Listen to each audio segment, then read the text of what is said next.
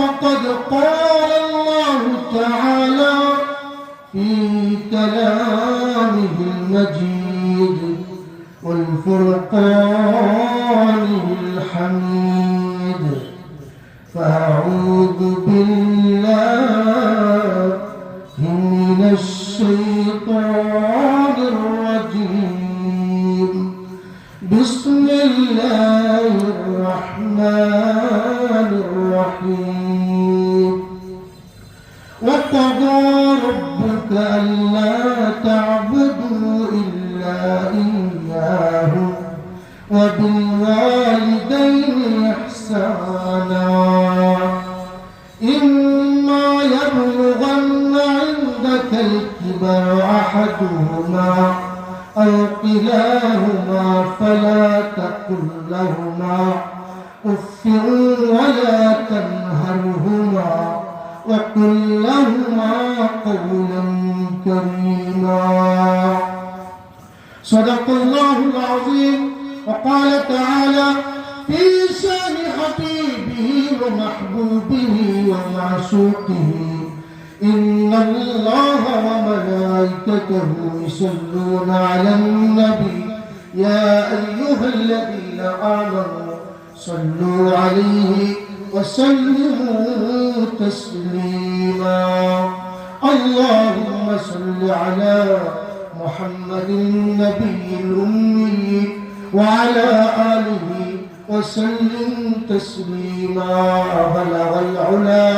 بكماله كشف الدجى بجماله حسنت جميع خصاله صلوا عليه وآله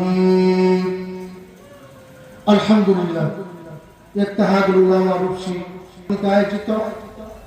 আজকের এই অনুষ্ঠানে উপস্থিত আছেন পত্র সংগঠনের সভাপতি বন্ধুগণ হাফেজ মাওলানা খালেদ সাইফুল্লাহ দাওয়াত বরকাতুহু আরো উপস্থিত আছেন এশিয়া মহাদেশের সর্বশ্রেষ্ঠ সাইফুল হাদিস হযরতুল আল্লামা আমদাদুল হক সাহেব দাওয়াত বরকাতুহু আরো উপস্থিত আছেন পত্র সংগঠনের প্রধান উপদেষ্টা পীর সাইফুল করি দাওয়াত বরকাতুহু সহ পত্র ইউনিয়নের অন্যান্য উলামায়ে কেরাম আমার সম্মুখে বিভিন্ন এলাকা থেকে আগত সম্মানিত মুসল্লিয়ানে কেরাম ব্যবসায়ীগণ বিভিন্ন রাজনৈতিক মহল থেকে আগত রাজনৈতিক ব্যক্তিবর্গ আপনাদের সম্মুখে আমি একটা মেসেজ দিতে চাই যে মেসেজটা বর্তমানে জাতির জন্য সবচেয়ে বেশি দরকার এই জন্য আমি এই আয়াতে কারিমাটা তেলাওয়াত করছি আমি এই রমজান মাস সহ এই ঈদেও একটা জিনিস আমি লক্ষ্য করছি সেটা হলো বর্তমান এই সমাজ তাদের পিতামাতাকে ভুলে গেছে তাকে বলে গেছে তাদের পিতামাতাকে বলে গেছে এই সমাজ এই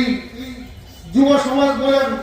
কিছু মধ্যবয়স্ক বলেন কিছু মুরব্বীও আছে যাদের আব্বা আম্মা বেঁচে আছে দাড়ি পেকে গেছে কিন্তু এই সমাজের ইতিহাস এমন হয়েছে যে পুরো একটি মাস গেছে বাপ মার জন্য একটা দিন ইফতারি পর্যন্ত কিনে দেয় নাই কথা বলেন না এমন সন্তান অহরহ আছে বিশেষ করে আমি যেহেতু একটা মহল্লা ইমামতি করি আমার মুসল্লি একটা এসে অভিযোগ দিয়েছে হুজুর আমার 3টা সন্তান একটা সন্তানও আমাকে ঈদের দিন সহ পুরো রমজান মাস গেছে একটা দিনও জিজ্ঞেস করে নাই বাবা তুমি কি দিয়ে খাইতেছো অথচ তার শ্বশুর শাশুড়ি আসছে তাদেরকে নিয়ে পুরা মাংস গুস্তু খাচ্ছে আর আমাদের খোঁজখবর নিচ্ছে এই মুরব্বীটার মুখটা কেঁদে হাহাকার করতেছে অথচ আমাদের আল্লাহ তাআলা এই কোরআনের